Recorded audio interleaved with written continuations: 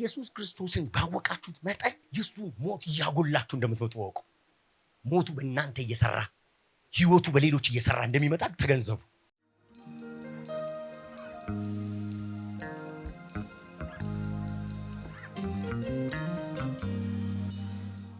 ማቴዎስ ወንጌል ምዕራፍ 17ን እስቲ ለምን እንደው በትንሽ ደቂቃ ውስጥ አናየው? በቃ በጣም በአጭር ደቂቃ ውስጥ የማቴዎስ ወንጌል ምዕራፍ 17 ከ1 ጀምረን እስከ 13 ድረስ ያለችውን ባለፈው ሳምንት በጣም አስገራሚ በሆነ ሁኔታ እንዳንረሳው ተደርጎ ነው የተነገረን አይደል? ይሁንና ግን እስቲ ደግሞ እንደው መጽሐፍ ቅዱስን እየገለጥን በደንብ አድርገን መስመር ይዘን እንድንሄድ ማለት ነው። ከአዲሱ መደበኛ ትርጉም እኔ ላንብብላችሁ። ከ6 ቀን በኋላ ኢየሱስ ጴጥሮስና ያዕቆብን እንዲሁም የያዕቆብን ወንድም ዮሐንስን ወደ ረጅም ተራራ ብቻቸውን ይዟቸው ወጣ። በዚያም በፊታቸው መልኩ ተቀየረ፣ ፊቱ እንደ ፀሐይ አበራ፣ ልብሱም እንደ ብርሃን አንጸባረቀ። ወዲያውም ሙሴና ኤልያስ ከኢየሱስ ጋር ሲነጋገሩ ታዩአቸው። ጴጥሮስም ኢየሱስን ጌታ ሆይ በዚህ ብንሆን ለእኛ መልካም ነው።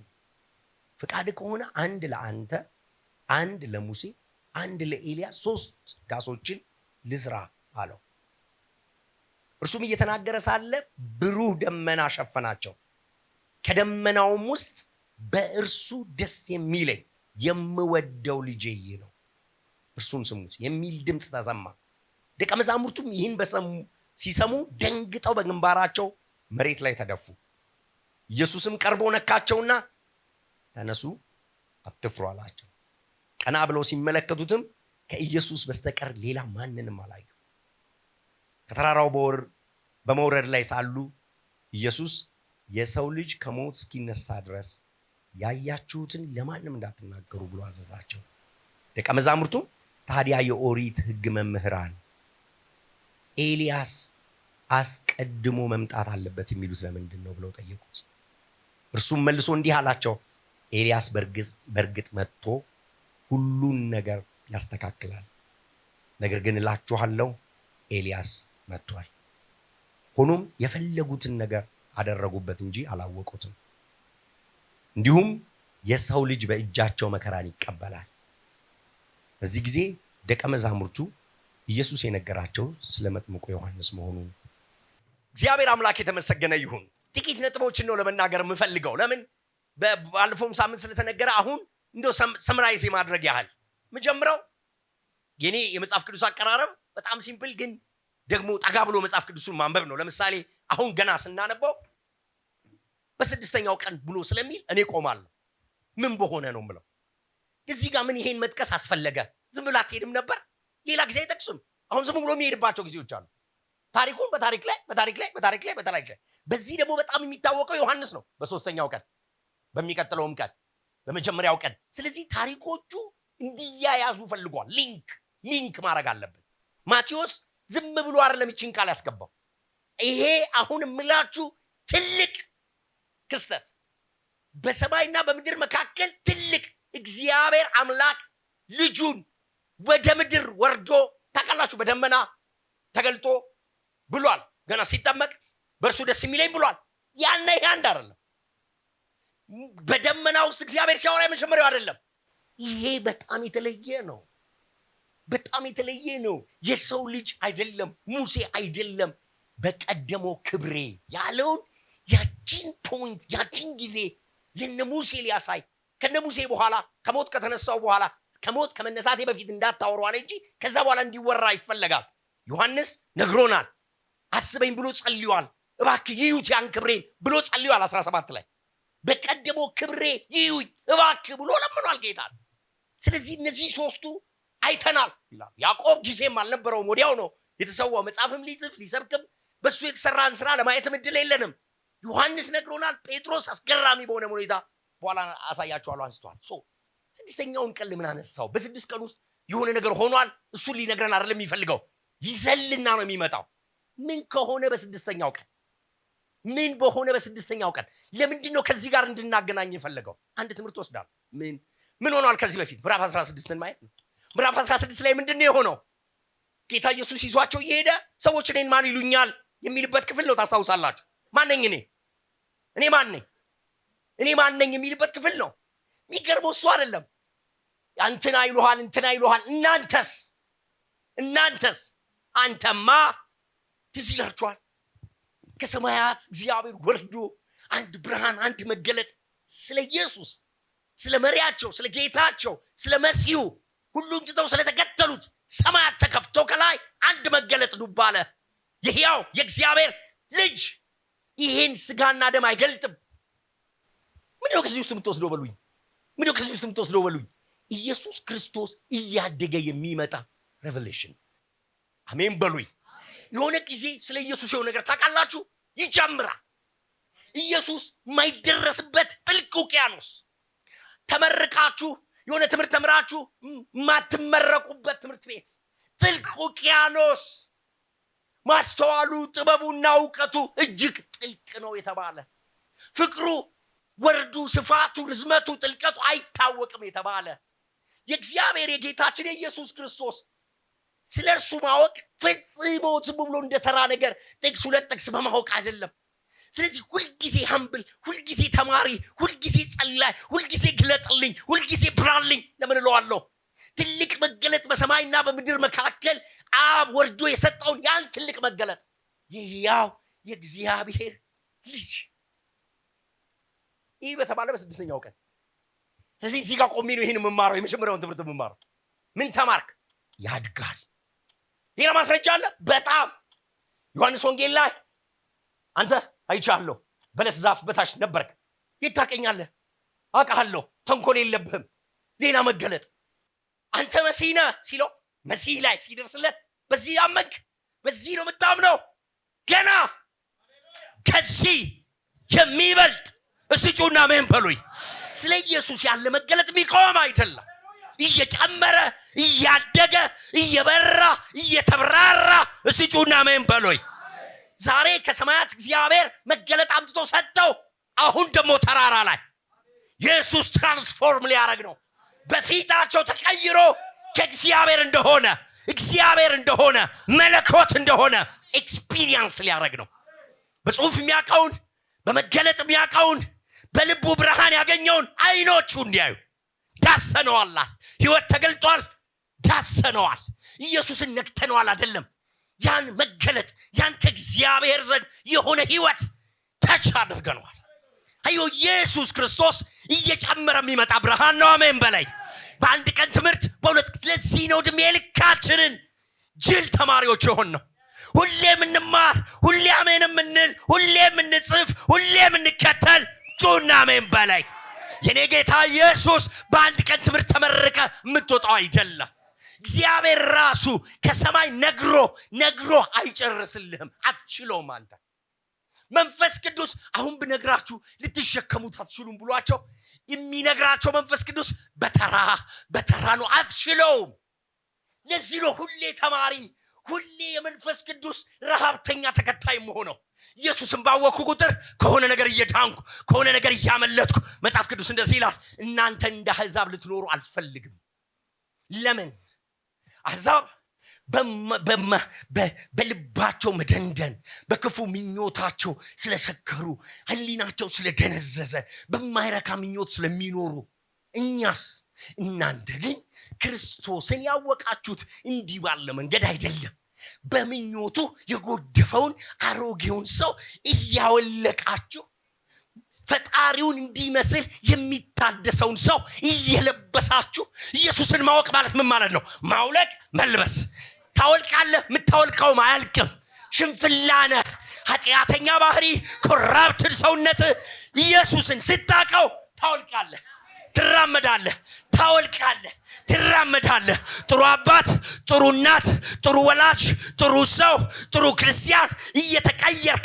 ለዚህ ነው መጽሐፍ እንደዚህ የሚለው ያን መልክን መስል ዘንድ ከክብር ወደ ክብር መንፈስ ከሚሆን ጌታ እንለወጣለን፣ ትራንስፎርም እናደርጋለን። ኢየሱስን እያወቅን እየተገለጠልን እየበራልን ጩና አሜን በሉኝ። በስድስተኛው ቀን ሌላ መገለጡ ደግሞ ከፍ ያለ መገለጥ። ፊሊክስ ፊት ጳውሎስ ቆሞ ተገለጠልኝ አለው። ተገለጠልኝና አሁን በሉት ከኔ ጋር የተገለጠልህንና ወደፊትም የምገልጥልህን እኔን ትመሰክራለህ አለኝ። ምንድነው ሲያለው ፖይንት? ኢየሱስ ምዕራፍ 9 ላይ ለጳውሎስ የተገለጠለት ማነህ ሲለው፣ ማነህ አንተን የማሳድድ? ኢየሱስ ሲለው አንድ ብርሃን ውስጡ ገብቷል። ኢየሱስን ሊከተል የሚያስችል እስቲ ጩና አሜን በሉኝ። እና ይሄ መገለጥ አይበቃውም። አግኝቶት እኮ ነው የምልህ። መሬት ላይ አንፈራፍሮት አጋድሞት መውኪያውን ብትቃወም ይብስብሃል ብሎት ከዚህ በላይ ምን ልትሆን ትችላለህ? ነገር ግን ገና እገለጥልሃለሁ ይለዋል። እምገለጥልህ የነገርኩን ያሳየውህንና ወደፊት ስለኔ የማሳይህን ትመሰክራለህ። እጃችሁን አንሱ። እግዚአብሔር አምላክ በየዕለቱ ይገለጥላችሁ። ኢየሱስ በክብሩ ይታያችሁ። ከክብር ወደ ክብር፣ ከክብር ወደ ክብር ኢየሱስን በማወቅ የተባረካችሁ ነው።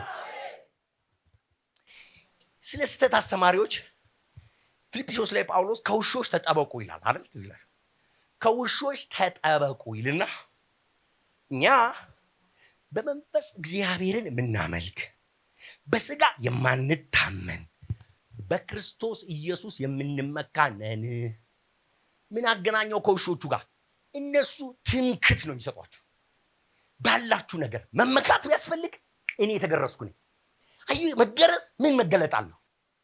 ትምክት፣ አዩ ትዕቢት፣ አለመማር፣ ትህትና፣ መገለጥና ለመፈለግ የስተት ትምህርት ነው። ኢየሱስ ታውቆ ስለማያልቅ አዩ በጣት አትሄድም። የስተት አስተማሪ ግን እንድትመካ ነው የሚያደርግ። ፕሬስ ጋድ እኔ እኮ ትልና ተገርዣለሁ ትላለህ። ከተገረዝክ በኋላ አትጎነደለው፣ አትነቀሰው። ምን ታረግ? በቃ አለቀ እኮ ተገረዝክ ነው አለቀ። አየው ኢየሱስ ክርስቶስን ትምክት ነው የሆነ ነገር። እሺ እስራኤላዊ ነኝ በቃ አለቀ። ምን ትሆናለህ? ከዛ በኋላ ፈሪሳዊ ነኝ ከዛ ምን ትሆናለህ? እንደዚህ ይላል ጳውሎስ።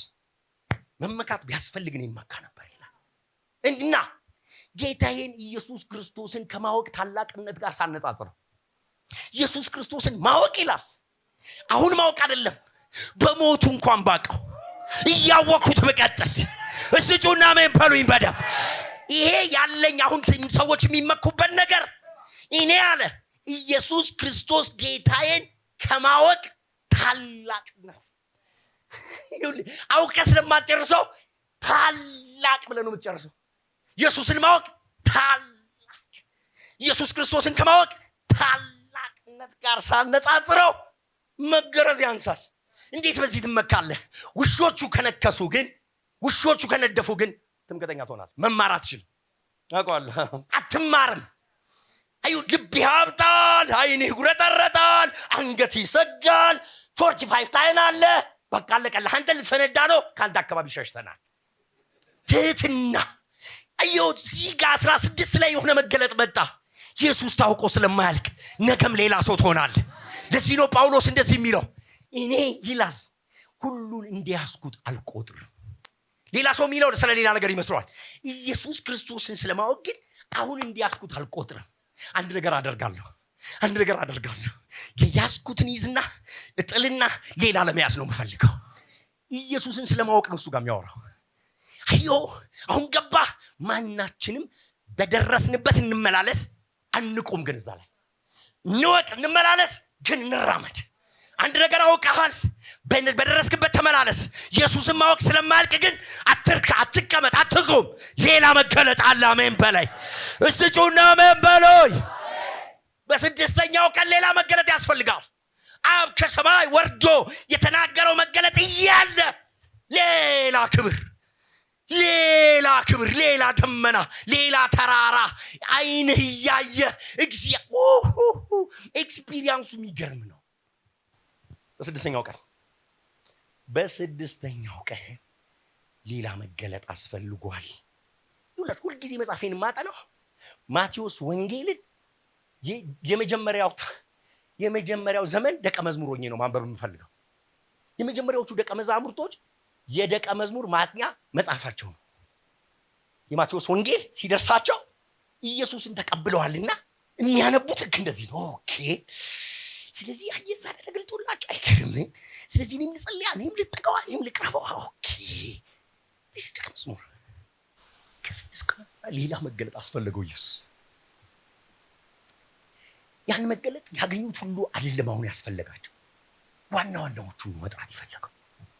ብቻቸውን ይዞ ይወጣቸው የሆኑት ፈለግ። ለምን አላቅም ኢየሱስ እሱ ነው። በቃ ብዙ ነገር ሲያደርግ እንደሱ ስለሚያደርግ ለምን አረካትለው ለእንትና አሁን አይደል እንደ የተጠመቀችው አትበለኝ። በቃ ሊገልጥላት ከፈልግ ይዟት ይሄዳል፣ ያስገባታል፣ ያስተምራታል እና አይኗ ይባል ናፍቆታል። በቃ ለክ እግዚአብሔር ለሆነ አላማ ፈልጓል። ከዛ በኋላ ሲወርዱ ይነግራቸዋል። እነሱ ጴጥሮስ እኮ ጻፈው፣ ዮሐንስ እኮ ጻፈው፣ ማቴዎስ እኮ ሰምቶ እኮ ነው የጻፈው። ማቴዎስ አልነበረም፣ ነግረውት እኮ ከሙታን ከተነሳ በኋላ ባይዘዌ እኮ ብሎ ረከሯቸው ይመስለኛል። ኢየሱስ ካረገ በኋላ 10 ቀን ተቀምጠው እሺ ያኔ ሶስታችን ሄድን ጊዜ አሁን ምን ሆነ? አዩ መገለጡ እየጨመረ መጣ፣ ናፍቆት እየጨመረ መጣ። አሁን ደቀ መዝሙርነት ነው እዚህ ውስጥ የሚሰራው። ለምን ወጡ? ማቴዎስ ምንም አይለን፣ ይዟቸው ወጣ ነው የሚለው። ሉቃስ ግን አደገኛ ነገር ይነግረናል። ሊጸልይ ነው የሚለው። ሊጸልይ ነው የሄደው ይላል። የት? እንደ በፊቱ ገለል ያለ ስፍራ አይልም። ገለል ያለ ስፍራ አይደል፣ አትክልታማ ስፍራ ብዙ ጊዜ የሚያሳልፍበት ይሁዳ የሚያውቅበት አይደለም። ስፔሲፊክሊ ወደ ረጅም ተራራ ይል። አሁን ሁሌ የሚሆነውን ነገር በቀጥታ ከብሉይ ኪዳን ጋር ስታገናኘው፣ ማቴዎስ ደግሞ ፈሪሳውያን ይመጡና ሙሴ ሕግ አይፈቅድልህም፣ የነቢያት መጽሐፍት እንደዚህ እንድትል አይፈቅድልህም፣ አንተ ማነህና ነው ሕጉ እንደዚህ ይላል፣ አንተ እንዴት? አሁን ያ የሙሴ ተራራ ብቻ አይደለም ደመና የሚወርድበት። ያ የሙሴ ተራራ ደመና ወርዶ ፊቱን ቀይሯል። የሙሴ ፊቱ አበራ እንጂ ትራንስፎርም አልሆነም። ሙሴ አልተቀየረም። እንዲሁም ቆሮንቶስ እንደሚነግረን እየጠፋ ሲሄድ መጨረሻውን እንዳያዩ ነው ፊቱን የሚሸፍነው። ሰምታችሁኛል? አብርቶባቸው አይደለም ይላል ቆሮንቶስ። እየጠፋ ሲሄድ እንዳያዩት ነው የሸፈነው። እኛስ ይልና እኛማ በማይከደን ፊት ሲያመን በሎይ ይሄ ተራራ ረጅሙ ተራራ ያ የሲና ተራራውን የነካ ይሙት የተባለው ተራራ፣ እግዚአብሔር የወረደበት ተራራ፣ የጨሰው ተራራ፣ ከደመናው ድምፅ መጥቶ ሽሹ ራቁ እንዳትነኩ ያለው ተራራ፣ ሙሴም በደመና የከደነው ያ ተራራ ስዕል ውስጥ ይመጣል። የማቴዎስን መጽሐፍ እያጠና ከሆነ ትላለህ። እስራኤላውያን ናቸው የእሱ ተደራሲያን፣ ይገባቸዋል። ወደ ረጅም ተራራ ይዟቸው ወጣ ሲል ደቀ መዝሙር ሆኜ አይሁዳዊ ሆኜ ሳነበው ወደ ረጅም ተራራ እስካሁን ድረስ ጥቅሶቹን ባሳያችሁ ደስ ባለኝ። ገለልተኛ ስፍራ ማቴዎስ ወጣ ብሎ ገለል ብሎ ለብቻው ሊጸልይ ወጣ ይላል። አሁን ወደ ረጅም ተራራ ወጣ።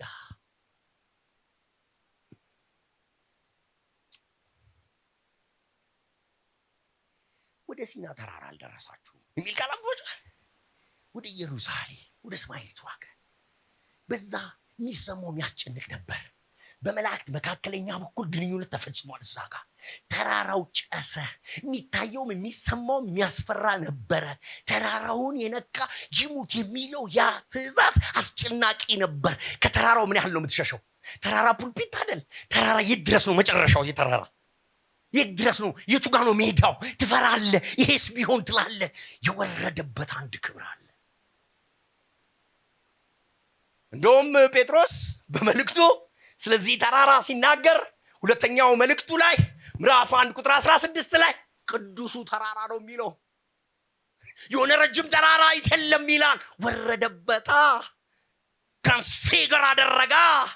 ጂሰስ ተለወጠ፣ መለኮት ነካ፣ ደመናው መጣ፣ ተራራው ተቀየረ፣ የተቀደሰ ሆነ። የቆምክባት ምድር የተቀደሰች ናት። አውቃለሁ እኮ ከዚህ በፊት በግ ስጠብቅ ነው። ከሰማያት ልዑል አምላክ እግዚአብሔር የአብርሃም የይስሐቅ ያዕቆብ አምላክ ሄር አትችልም። አሁን changed። ተራራ ብቻ አይደለም፣ በግ መጠበቂያ ብቻ አይደለም፣ እግዚአብሔር ወርዷል እዛ ጋር።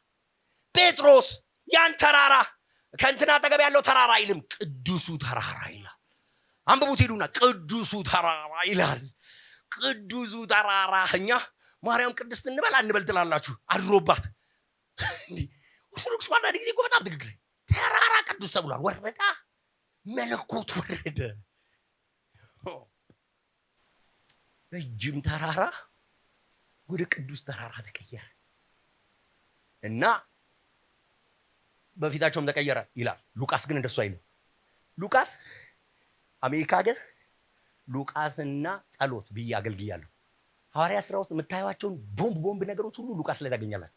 የአሁኑ እሑድ ላይ ደግሞ ሐዋርያ ሥራና መንፈስ ቅዱስ ብዬ ለማስተማር አልቻልኩም፣ ከሉቃስ ነው የምጀምረው አልኳቸው። ሉቃስ አደገኛ ሰው ነው። ሉቃስ ስለ ጸሎት የሚነግራችሁ ነገር ቦምብ ነው። ሉቃስ ብቻ ነው እነዚህን ሁለት ነገሮች የሚናገረው። ምንና ምን?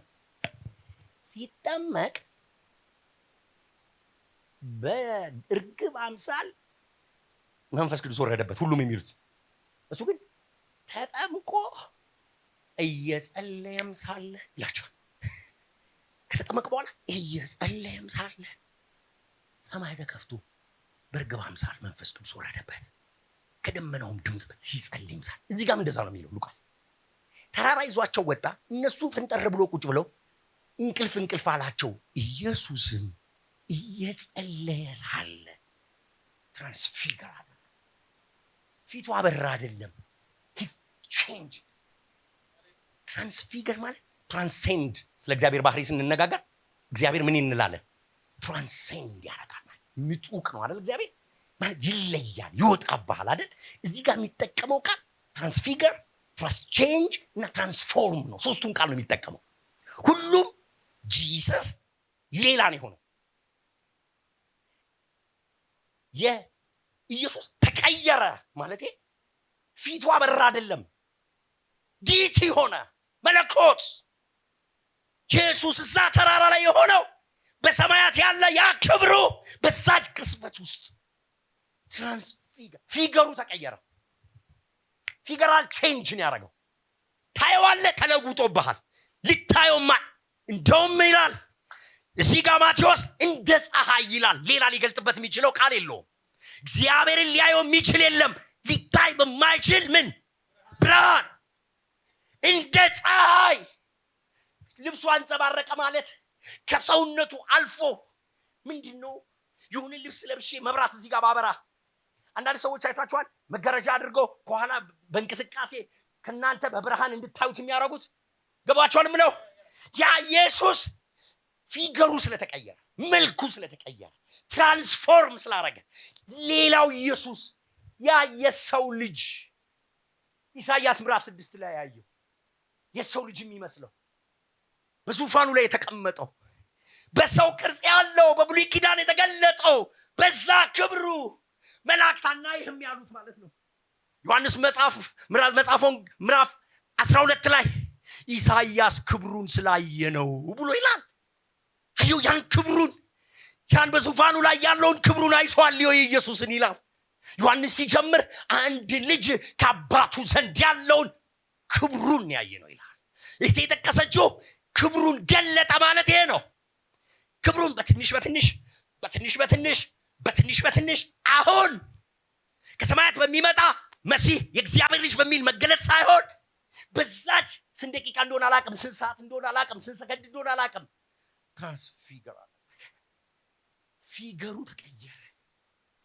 ትራንስፎርም ማለት ትራንስፎርም ከእንጭጭ ወደ ቢራቢሮነት ማለት መለወጥ፣ ትራንስፎርም ማድረግ፣ ትራንስፊገር ማድረግ፣ ትራንስቼንጅ ማድረግ። ሂስ ቼንጅድ። አዮ መላእክት የተደነቁት ያ መለኮት ስጋ ለብሶ አይተውት ነው። ስጋ የለበሰው እዚሁ ጋር በደቂቃ መለኮት ሙሉ ክብሩ ዋንታ ላይ ቫርካምፓራላዲያ እዚህ ተራራ ላይ የተገለጠው ሰማይና ምድርን የሰራው የአብርሃም የይስሐቅ ያዕቆብ አምላክ ምድርን ያጸናው እግዚአብሔር ነው። ጂሰስ ዋት ሬቨሌሽን፣ ዋት መገለጥ! ምን አይነት ድንቅ ነገር ነው! ወዲያውኑ ያን የሰው ልጅ የሆነውን አናግረውት ማያውቁትን ግን የሚያውቁትን በሩቅ ያዩትን ያነጋገሩትን ኢየሱስ ልክ ትራንስፊገር ሲያደርግ ትራንስፎርም ሲያደርግ ሙሴና ኤልያስ ከቻሉ ይህን ማናናግረን እናውቀዋለን አሉ። ከሞትን በኋላ ከተነጠቅን በኋላ እያየነው የነበረው ነው። ወረዱ ይላል። ጩና ምን በለኝ በእናት። ይሄን ሲሆን አይናቸው ፈጥተዋል። እነ ጴጥሮስ ግራ ገብቷቸዋል። እዚህ ድረስ ገና ነው ነገሩ። እንደውም ሉቃስ እዚህ ጋር እንቅልፍ እያላቸውን ይላል። ልትሸክመው አትችልም። መግለጽ የምትችለው ተኙ ነው። ግን አይደለም። ልክ ለሙሴ ልታየኝ አትችልም ብሎ እጁን እንዳደረገበት እዛ ሰንጣቃ አለት ውስጥ እንዳስቀመጠው ጀርባውን እያየ እንዳለፈ እነ ሙሴ እነ ጴጥሮስ ድብት ታረጋቸው። ያጅ ይዟቸዋል። ይሄን ሊያዩት አይችሉም። ይሄን በሙሉ ሊያናግሩት አይችሉም። ሌሎች ግን የተቀየሩ ይሄን የማይሞተውን የለበሱ ደግሞ ከነስጋው ያረገ የተለወጠ ትራንስፎርም የሆነ አትንኪኝ ወደ አባት ያላረኩም አሁን ልነካ አልችልም። ስጋ አጥንት እና መንፈስ ስጋና አጥንት የለውም። ንኩኝ ነኝ ተቀይሬ ነው ያለው። ያ ኢየሱስ ሙሴና ኤልያስ ያወሩት ጀመር። አንተ ያስጮኸኝ ልንገር፣ አሁን ይሄ የተለወጠ መለኮት ይሹ ምን ቢሆን ጥሩ? ምን ቢያወሩ ደስ ይላችኋል? እንዲህ የተለወጠ ተራራውን ቅዱስ ያደረገ እንደ ፀሐይ ያበራ በኢየሩሳሌም በአንድ ሳምንት ውስጥ ስለሚፈጸመው ሞትና መከራው ዲስከስ ያደርጋሉ። ግሎሪ ውስጥ ሆኖ እኛን መስሎ መከራውን ይቀበል ይጠጣ እኛን ሆኗል። ታዲያ ኢየሱስ በዛች ቅጽበት መለኮት የሆነው በዛች ሰዓት ስለኔ ሞትና መከራን ወስዶ እኔን ነፃ ሊያወጣኝ ካወራ በዛ መከራ በዛ ደስታ ሐሴት ፍሳ ሰው ሊያየው የማይችል ጌቲ ክብርና መለኮታዊ ግርማ ውስጥ ሆኖ ከገናና ክብሩ ይላል ክብር ነው እዛ ውስጥ ያለው ከዛ ክብር ውስጥ ሆኖ የምሞትላቸው ቀን ደርሷል ይላል። አንተ የምሞትበት ቀን ደርሷል። የሚያወራቸው ሌላ ኢሹ አይደለም። እንዴት የሆነ ነው ሰማይ ለመሆኑ አይልም። እኔን ስታዩን ምን ተሰማችሁ? እየተወጣሁት ነው፣ ትንሽ ነው የቀረኝ፣ እንግዲህ እመጣለሁ፣ አይዞህ ጨርሳለሁ። እሺ ወታደር የሆነ ሰው የሚያወራው እንደዛ ነው። ግዳጄ ልጨርስ ነው፣ ትንሽ ነው የቀረኝ ውዴ አይዞሽ ብሎ ደብዳቤ ይጽፋል። ልጨርስ ነው አይልም ኢየሱስ። ያ በዚህ ክብር ውስጥ ሆኖ ይሄኔን አፈቀኝ አይልም። አንድ ሰውዬ ከአሜሪካ መጥቶ የመጀመሪያ ጊዜ ሆኖ ከ20 ምናምን ዓመት በኋላ ሊሄድ ያለበትን ቀን ይናፈቀ አገሩ የሰለቸው አገሩ የደበረው ሰው አንድ ሳምንት ሲቀረውን ያገኘሁት እና አንድ ሆቴል ገብቼ ቅርቅር ብዬ ከዛው በኤርፖርት በወሰዳችሁኝ አለ። ምን ነው እማየው የምሰማው የምተነፍሰው ሻወሩ ጭቃ እንትኑ ምን የምትበሉበት የምትጠጡበት ከ20 ምናምን ዓመት በኋላ ነው የመጣው 28 29 ዓመት ግራ ኢየሱስ ይኸውልህ ከሰማይ መጽሐፍ ቅዱስ ዮሐንስ ወንጌል ወደ ሰማይ ሊሄድ እንደሆነ አወቀ ይላል። ይሄን ዓለም ሊተው እንደሆነ አወቀ ይላል። ማበሻን ያዘ፣ ውሃ መጣ፣ እግራቸውን ማጠብ ጀመረ ይላል። this is my king, this is my Jesus። እስቲ ጩና ምን በላይ እዚህ ጋር ሆኖ ቶክ ብታረግ ምንድነው ጥሩ ነገር? አሁን እዚህ ጋር ብታወራ ምንድነው ጥሩ ነገር? መጀመሪያ የአሜሪካ ቪዛ ያገኘው ጊዜ እንደወጣውኝ ሄኔን ያገኘሁት በጣም እንደምንዋደድ ላሳያችሁ። በዚህ 12 ዓመት የዛሬ 12 ጥሬ ስጋ ታዘዘ። አሳየን ምን ይመስላል? እንዴት ነው? እሺ ከዛ የሚወራው እሱ ነው መሆን ያለበት። አሜሪካ የሚያክል ሀገር ተቀበላኝ፣ ቪዛ ሰጣኛለች። ጓደኞች ሰብስበን ጥሬ እየበላን ነው፣ እያወራን ነው። አስነካኝ። እሺ ምን ይመስል? ከዛስ ምን አሉ? በቃ ልትሄድ ነው። ወይኔ ያን ጊዜ ከሆነ ሙሉ ጊዜ ከሰጠው ገና 1 ዓመቴ ነው። ኢየሱስ የእግዚአብሔር ልጅ እስቲ ጩና ምን በሉኝ። ይኸውልህ እንደዛ ሆኖ በነበረበት ሁኔታ የመጣበትን ዓላማ ማይረሳ፣ ችግራችንን ማይረሳ፣ እንደገና ከዚህ ክብር ወጥቶ ሌላ ጽዋ ሊወስድ ነው፣ ሌላ ጽዋ ሊጠጣ ነው። ተተውኩ ሊል ነው፣ ተረሳው ሊል ነው፣ ተጠማው ሊል ነው፣ ሊገረፍ ነው፣ ደሙ ሊፈስ ነው፣ ስጋው ሊተለተል ነው። ዲስከስ ያደርጋል። አንዳንዶቻችን ፕሮሞት እንደተደረግን ቸርች ላይ ቢዚ እንደምንሆነው አይደለም። ኢየሱስ አገርም ወዲያው ትነጥራለህ። ጸልዩልኝ ስራ እንዳገኝ ጸጉር እስኪመለጥ እጅ ታስጭን ትጸልይና ከዛ ቢዚ ነኝ። አዩ ክብር ውስጥ ሆኖ መከራ በመቀበል የሚያድናቸውን የሚያይ ማለት ነው። አሜን አትሉኝም ወይ? ኢሹ እሱ ነበር፣ ወሬው እሱ ነበር፣ ንግግሩ እሱ ነበር። እዚህ መሃል ነው ጴጥሮስ ጥያቄ የሚያወሩትን አልሰማም፣ አላየም፣ አላደመጠም። ጉዳዩም አይደለም እዚህ ጋር የምታወሩት ረቁምና እንደዚህ ጋር እዚህ መሆን ለእኛ መልካም ነው። መላእክት ያጨበጨቡ ነው የሚመስለኝ። ለምን? ይሄ በብሉይ ኪዳን የተለመደ ነው። እግዚአብሔር በወረደበት በዛ ተራራ ላይ ስሙኝ፣ የኦርና እርሻ የሰሎሞን መቅደስ ከሆነ ሙሴ መጀመሪያ ቁጥቋጦን ያየበት ተራራ ላይ ጌታ እግዚአብሔር ምን አለው? ምልክት ይሁን ህዝቡን ይዘህ ስትወጣ እዚህ ተራራ ላይ ትሰግዱልኛላችኋል ማለት ብሎ እግዚአብሔር ወርዶ ታሪክ የሌለው ቦታ ይሆን የለም። ከወረደ ታሪካዊ ጨዋቸዋሜን በሉኝ፣ በደም ጮኻችሁ አሜን በሉኝ። በደም እግዚአብሔር ወርዶ በምድር ያለው የሰው ልጅ ትራንስፊገር አድርጎ ተቀይሮ እንደ ፀሐይ አብርቶ እዚህ ቦታ መኖር መቅደስ መስራት ይውላችሁ ያወሩት ምንድነው? ከሳምንት በኋላ በካህናት አለቆች መከራ አቀበላለሁ። አንሂዳ እንስራ። እኔ ልስራ ነው ያለው። እርዞ እኔ ልስራ አለ። በቃ ትውረድ ምን መከራ ቆይ እዚሁ እኛም እያመለክን። ከዛ በኋላ ልክ ሙሴ ወደ ሰፈሩ ይሄዳል፣ ህዝቡን ያረጋጋል። ከዛ ሙሴም ከህዝቡ መካከል ወደ መገናኛው ድንኳን ሲሄድ ህዝቡ ሁሉ በደጃፉ ቆሞ ያያል። ሙሴም ወደ መገናኛው ድንኳን በገባ ጊዜ የክብሩ ደመና ይወርዳል። ሙሴም ጨርሶ ሲወጣ የክብሩ ደመና ይነሳል። ሙሴም ወደ ሰፈር ይገባል፣ ያወራል። ቆዩ እናንተ በዚሁ አለንኛ ነው አሰቡ። መልካም ነው ይሄ ነገር። ጎጆች ይሰሩ፣ በቃ መቅደሱን እንቶ እዚሁ ጋር የሆነ ደመና የሆነ ክብር፣ ወደ ሰፈር እንሄዳለን፣ እናገለግላለን። ሐሳብ ገብቶናል፣ ሚሽኑ ገብቶናል እና መለስ እያል እንደ ሙሴ በህዝቡ መካከል ምን መከራ ውስጥ ከተተ። ጭራሽ ሙሴና ኤልያስም ስለ ሙሴና ስለ ኤልያስ አልነግራችሁ ግድ ይልም አልመለስ። ቆይ አስገራሚ ነው። የማቴዎስን ወንጌል በጥንቃቄ አጥንታችሁ እዚህ ጋር ስትደርሱ ሂዱና ፈሪሳውያን ከኢየሱስ ጋር ኮንታክት ያደረጉባትን በሙሉ የማቴዎስ ወንጌል ልቀሙና እዩ። የማቴዎስ ወንጌል እያለ ያለው ሙሴ አይፈቅድም፣ ሙሴ አይልም፣ ህጉ አይልም፣ ነቢያት አይሉም አይደለም የሚሉት። ይሄው የሚሉትን ስሙን። አንዳንድ ጊዜ አጠንጥናችሁ ማሳየት በቻልኩ አትሉ። አጠንጥኖ ማሳየት አሁን የደርግን ጊዜ እንደው ለዚህ ትውልድ ምን አባታችን እናርግ ብለው እነጋሽ ተስፋዬ እነጋሽ ዳንኤል አሁን እንደው አጠንጥኖ ቢያሳዩ እንዴት እንዳሳለፉ አያረጉት ነገር ኦሬዲ እግዚአብሔር ያደረገው እሱ። የማቴዎስ ወንጌል ሆን ብሎ ይሄን ታሪክ እዚህ ያመጣው። ሂዱና ፈሪሳውያን ጋር የተነጋገረበትን ቦታ ሁሉ እዩ። አትችልም፣ የሙሴ ህግ አይፈቅድም፣ ነቢያት እንዲህ አላሉም። እንደው ጥቅሶቹን አምጥቻቸው ባነበብኩላችሁ ደስ ይላል። ዛሬ ገጠመኝም በመንገድ ሞራላችሁን አልወድኩም ብዬሽ እንዲሁ አስገራሚ ጉድ ነው እዚህ ውስጥ ያለው። ሙሴና ኤልያስ መጡና ጭራሽ እኛ መሲህ እንደማይሞት ለዘላለም እንደሚኖር ነው የምናውቀው። ልሙት አለ። መጽሐፍ እንደዛ አይልም፣ ነቢያት እንደሱ አይሉም።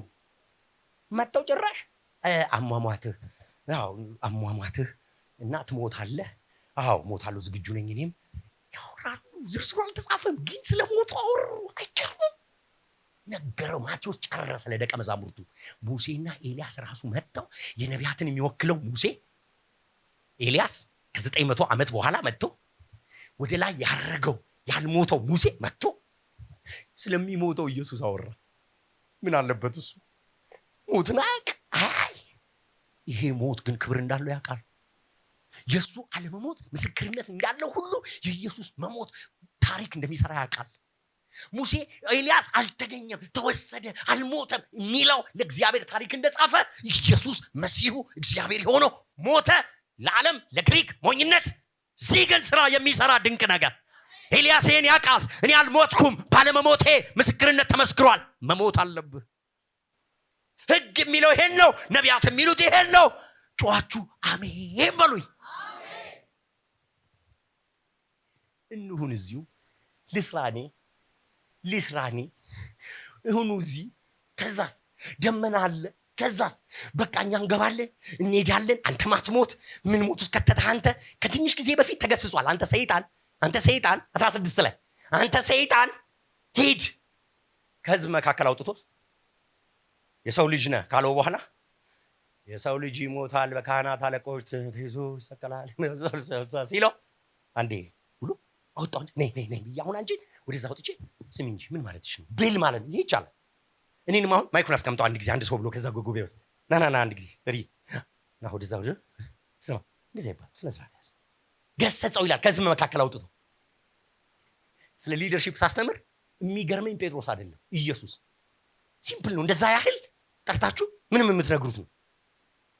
ከህዝብ ማለት ና ከዛ ኢየሱስ ደግሞ ጮክ ብሎ ሂድ አንተ ሰይጣን የሰውን እንጂ የእግዚአብሔርን አታስብምና ከኋላዬ ሂድ እሞታለሁ።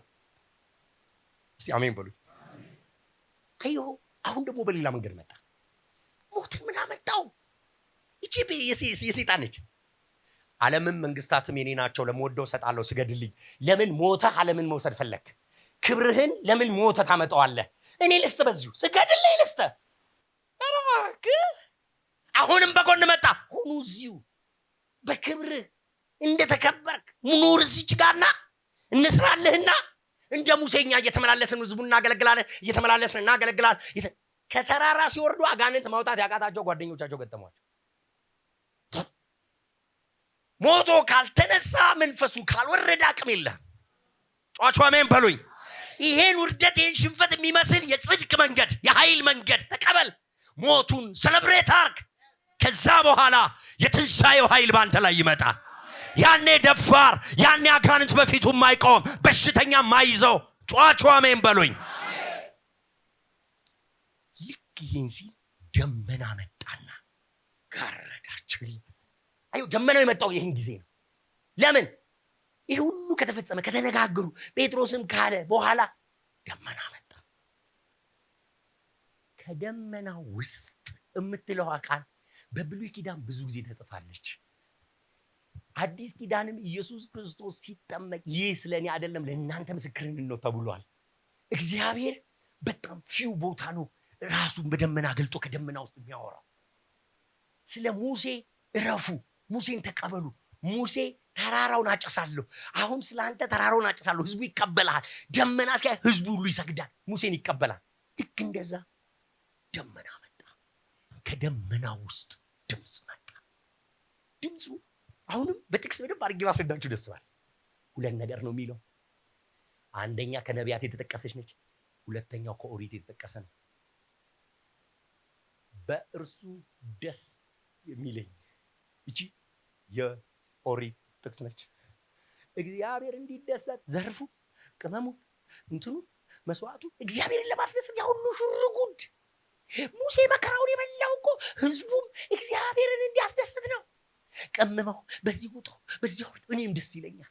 ዘሌዋውያን 2 ላይ ትዝ ይላችኋል። እንትኑን የእህል ቁርባኑን በእንትን አድርግና እሱን ሳይ ደስ ይለኛል፣ እሱ ሲሸተኝ ደስ ይለኛል፣ ይህኔ ደስ ይለኛል፣ እንደዚህ ብታረጉ ደስ ይለኛል፣ እንደዚህ ባታረጉ ደስ ይለኛል፣ ሰገራችሁን እንደዚህ ባትሉ ደስ ይለኛል፣ ስደተኛ ብትቀበሉ ደስ ይለኛል፣ እንትንን ባታስቸግሩ ደስ ይለኛል፣ ለምጻም ባላይ ደስ ይለኛል። የእግዚአብሔር ደስታ እንዴት ይሙላለት? ይሁንልህ። እጅን ትታጠባለህ፣ አይደሰትም። ልብ ያው ነው። አዩ በቅ ተሰዋለህ፣ ኃጢአት ይዘዝራል፣ ህሊና ያው ነው፣ ውስጥ ያው ነው። እግዚአብሔር እንዴት ይደሰት? በእርሱ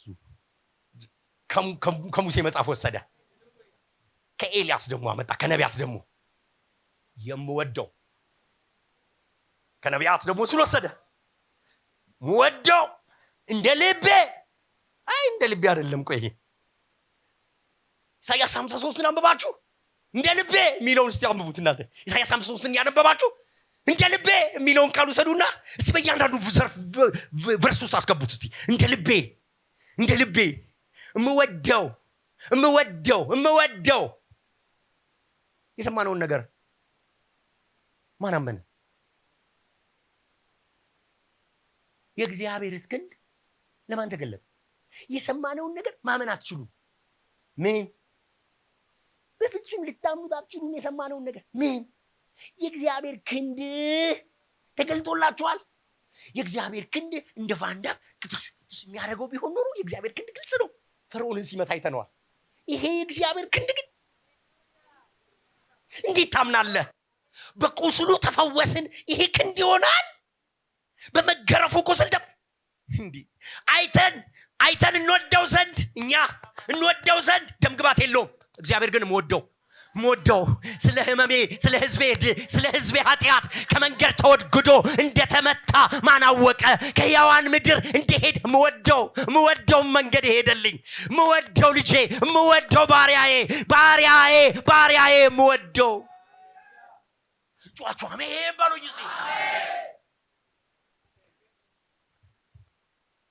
በእርሱ ደስ የሚለኝ በህግ አይደለም። ይሄው ጨረሰው። የህግ ፍጻሜ እሱ ነው።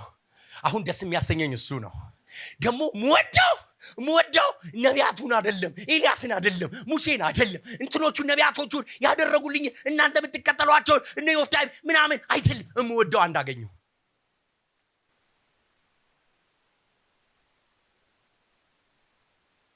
ስሙት። ወዲያውም ደነገጡ። ይሄ ሪቢውክ ያደረገው ማለት ነው እግዚአብሔር አይደል? ደነገጡ፣ ተደፉ ይላል። መሬት ላይ ተንቀጣቀጡ ይላል። ያ ለውጥ፣ ያ መለኮታዊ መገለጥ አልደፋቸው፣ ሊያድናቸው ነው። እኔን አይቶኝ የሚድን የለም ብሏል። በምህረቱ አዩት፣ ያንን መለወጥ አዩት። አይገርምም?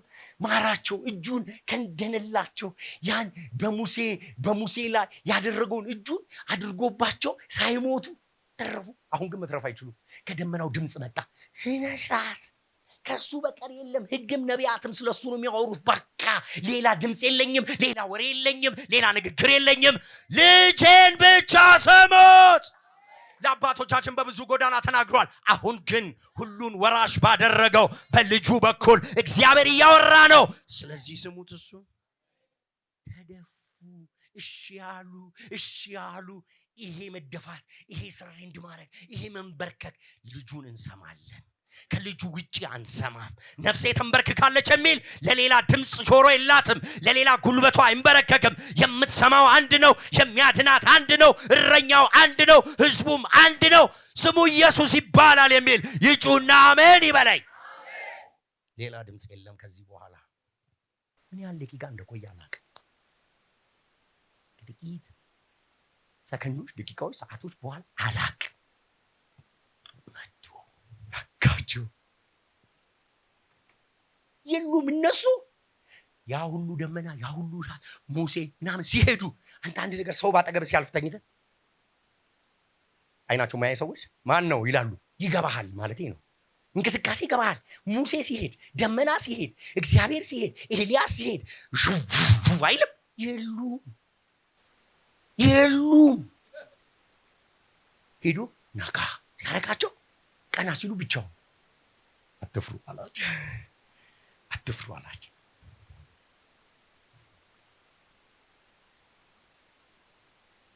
ያው ነኝ እኔ ስሙኝ። ያው ነው እና ለማንም እንዳትናገሩ ስሙኝ። ከሞትኩ በኋላ ከተነሳው በኋላ እናገራለሁ። አሁን እዚህ ጋር ምን እያላቸው ነው? እሞታለሁ እነሳለሁ እያላቸው። ከጥቂት ጊዜ በኋላ ግን መሞቱንም መነሳቱንም ይረሱና ሀክ ያደርጋል። ይሰማጃል። ስለዚህ መገለጥ አይቆምም። የሕያው የእግዚአብሔር ልጅ ነህ ብለህ አንተ ሰይጣን ትባላለህ። የሚገርም መገለጥ እዚህ ጋር ደግሞ አይተህ መልሰህ ትወድቃለህ። አይዞህ ተነስና ቀጥል። አሁን አሜን በሉኝ እስቲ። ዮሐንስ ወንጌል ምዕራፍ 20 ላይ እኮ ጨርሷል። ኢየሱስ የሰራውን ስራ ከዚህ በኋላ መጽሐፍት እንትን ቢሆኑ ምናምን ነገር እኔ ግን የዘላለም ሕይወት እንዲሆናችሁ አንብባችሁ ሕይወት እንዲሆንላችሁ ይህን ጽፌላችኋል ብሎ መጽሐፉን ይጨርስና ባክ አድርገው ስለተመለሱት ይነግራል። ምን እያለ ነው? የሚያልቅ ነገር የለም። ይህ ሁሉ ተደርጎ እኮ ባክ አድርገዋል እና አይዟችሁ፣ ከዛ በኋላ ተሹመዋል፣ እንደገና አገልግሎት ተሰጥቷቸዋል አይደል የሚለው። ሰው ይውላችሁ አንዳንድ ጊዜ ለአገልጋይ ያለን ግምት እንደዛ ሰው እኮ ኢየሱስ አንተም ይሄ መገለጥ ደርሶ የሆነ ነገር ትሆን የለ እንዴ? ይሄ መገለጥ የመጨረሻው መገለጥ እስከሚደርስ ድረስ በየቀኑ እየተገለጠልን፣ በየቀኑ እየበራልን፣ በየቀኑ እየተማርን እስቲ አሜን በሉኝ። በደም እየሰራን እየቀየረን እየለወጠን ጨዋቸው አሜን በሉኝ። እንዳትናገሩ እየወረዱ ያለ የሆነ ነገር ከነከናቸው። ተራራው ጅብ ስለሆነ ጸጥታ ብሎ ያዩት ራሱ ማለት ነው ሚሉ ይመስለኛል። መቼም ያን ሁሉ ረጅም ተራራ መቼም ዝም ብሎ አይወረድ። የሆነ ነገር እንጠይቅ ብለው ሳይሆን አይቀርም። ታዲያ ለምንድን ነው በነቢያት መጽሐፍ አንተ መሲህ መሆንን እሺ አየን እኮ ይኸው ተለወጥክ፣ አንተ መሲህ ከሆንክ ከአንተ በፊት እኮ ኤልያስ መምጣት ነበረበት ይሉ የለም ወይ? እቺን ነገር ታስታርቅልናል? አይተኸውም? ጥያቄ ቢፈጠርበት ኦኬ በኢየሱስ ስም ተገልጦልኛል፣ ደግሞ ይህን ጠይቄ ደግሞ እንደገና ደግሞ ትምህርቱ ይከለስ እንዲህ አትበል። ጠይቅ፣ ችግር የለውም ማለት አውቃ አትጨርስም። አሜን በለኝ። ትህትና ማለት ይኸው እኮ ነው። እንዴት ይህን ጥልቅ ውቅያኖስ አውቀህ ትጨርሳለህ? ጠይቅ፣ ምን ችግር አለ? የተለወጠ ኢየሱስ ከሰማያት የወረደ ብርሃን እንደ ፀሐይ አብርቶ እና ቆይ አንተ መሲህ ከሆንክ ብለህ ብትይ አይደለሁም እንዴ ብሎ እሱ አይጮህብህ። ያስረዳል፣ ያብራራል። እስቲ አሜን በሉኝ። በደም ማለት አትመጻደቁ፣ አትበቃ እንዲሁ ጭርስ ያደረገ ሰው አትሁኑ። በቃ ዘረክረክ በሉ። ዘረክረክ በቤትሽ ለብቻ የምታወራውን በልብ የምታወራውን አውራ፣ ጠይቅ፣ አውራ። አልገባኝማ እንዲገባኝ እፈልጋለሁ። ሌላ ምዕራፍ አለ። እኔ የምልህ አለው ማን እንደሆነ አይተው እና ለምንድን ነው እንዲህ የሚሉት አለ። ኤልያስ ይመጣል ብሎ ነው የጀመረው። መጥቷል ብሎ ነው የቀጠለው። የወደዱትን ሁሉ አደረጉበት፣ ደስ ያሰኛቸውን አረጉበት አለ። ከዛስ የሰው ልጅም ይሞታል ብሎ ጨረሰ። የሰው ልጅም እንደዚሁ ይሞታል፣ እንደ ዋዛ እንደ ፈዛዛ በ30 ብር ተሸጦ ይሞታል። የፈለጉትን አይደል ያደረጉበት። አሁን አይታችሁኝ የለው። ዓላማው ይሄው ስለሆነ በቀላል መንገድ እንቅፋት መቶት ሞተ፣ ትን ብሎት ሞተ የሚል አንድ የሆነ ነገር አይቻለሁ። ልክ ሲበላ ሳምቡሳ የድሮ ሰው ነው ትዝ የሚለው። የድሮ እንትን ያየ ነው ትዝ የሚለው። ሲበላ ሳምቡሳ ትን ብሎት ሞተ የኔ ምናምን የሚል ትን ብሎ እንደዛ እንደ ተራ ሰው ይሄ መለኮት በሰው እጅ በካህናት እጅ ወድቅና ይሞታል። 30 ብር ይሸጡታል። ከዛ ነብይ ይመታል፣ ራሱ ይጋጫል። ማለት እንዴ አይመጣልም ራሱ። ለዚህ ነው ለኢየሱስ ሞትና ትንሣኤ ነፍሳቸውን የሰጡት። ኖ ሞኝነት አይደለም፣ ልጅነት አይደለም፣ ጅልነት አይደለም፣ አለማወቅ አይደለም። የግሪክ ሰዎች ወቁ። ኢየሱስ ሞት ማለት ገራሚ ነገር ነው። ሁለቱን አጣጥሞ መሄድ ነው ወንጌል ማለት። ይሄን ያየኸውን ክብርና እንደ ዋዛ ፈዛዛ ፍግም ብሎ ይቀራል። እንደ አንድ ወንበዴ የሰው ልጅም የወደዱትን አድርገው አሳለፉት አይደል? በጣም የሚገርም ነው። ይሄን ንጽጽር ባሳያችሁ ደስ ባለኝ። ኤልያስንና ዮሐንስን። ኤልያስ ምድረ በዳ ኖሯል። ዮሐንስን በሉኛ። ኤልያስም ንስሐ ሰብኳል። ኤልያስ ነገስታትንም ሚስቶቻቸውንም አቴንሽናቸውን ወስዷል። እገልሃለሁ ያለችው ማነች? እዚህስ እያስገደለችው ማነች? ኮፒ ፔስት ነው የሚመስለው ላይፋቸው። ባይዘው የሚበሉት ኑሯቸው ሲምፕል ከምድረ በዳ እየጮኸ የሚወጣ ድምፅ። ያኛውም እንደዛው እብድ። በቃ አንዴ ከዚህ ተወስዶ እዛ መሄድ። ቤት የለው፣ ኑሮ የለው፣ ህይወት የለው፣ አባት የለው፣ እናት የለው፣ ከየት እንደመጣ አታውቅም። በቃ ይነሳል ዝም ብሎ። ኤልያስ መጥቶ ነበረ እና ምን እያለ ነው? እኔ መሲህ ነኝ። መሲህነቴ አንተ እንዳልከው እንደዚህ ተቀይሬ ጎጆ ሰርተህልኝ ከዛ በኋላ እየካደምክልኝ ልትኖር አይደለም። መከራ መቀበል አለብኝ። መሲህነቴ የሚረጋገጠው በዚህ ነው። አዩ ይሄ መከራ ነው መሲህ የሚያደርገኝ። የህዝቡን ኃጢአት መሸከሜና ከሰፈር ውጭ ወጥቼ መከራ መቀበሌ ነው መሲህ የሚያደርገኝ። ጨዋታ ባሏ። ስለዚህ እቺን ተራራ ስታስቡ መገለጥ የሚጨምር መሆኑን ያዙልኝ። ኢየሱስ ክርስቶስን ባወቃችሁት መጠን የሱ ሞት እያጎላችሁ እንደምትመጡ ወቁ። ሞቱ በእናንተ እየሰራ ህይወቱ በሌሎች እየሰራ እንደሚመጣ ተገንዘቡ። ጨዋታ አሜን በሉኝ። እግዚአብሔር ሆይ በኢየሩሳሌም የሁሉ ዳኛ አንተ በሆንክበት ተራራ ላይ ነን ያለነው። በቅዱሱ ተራራ ላይ ነን ያለነው። ከግርማ ድምፅ ሰምተናል። የምትወደው ልጅህ አንድ እሱ መሆኑን ሰምተናል። ይሄ ድምፅ በልባችን ታትሟል። እንወዳለን። እንኳን ይሄ በልባችን ገባ፣ እንኳን ይሄ ተገለጠልን፣ እንኳን ይሄን አወቅን። ለልጅ ብቻ ድምፅ ለመንበርከክ ለመደፋት እሱን ጌታ ንጉስና ዳኛ አድርገን በህይወታችን በኑሯችን በትዳራችን ለመኖር ለመስገድ ለመንበርከክ ከዚህ ድምፅ ላንወጣ እሱን የማትሰማ ትሙት እንደተባለ እሱን እየሰማን ህይወታችን እየዳነ እየተፈወሰ እየተለወጠ እየተቀየረ ያን መልክ እንመስል ዘንድ ይሄን የተቀየረውን የልጅህን መልክ እንመስል ዘንድ እዛ በሚያደርሰን በጸጋ ጉልበት ታምነናል። ክብር ለስም ይሁን በኢየሱስ ክርስቶስ አሜን።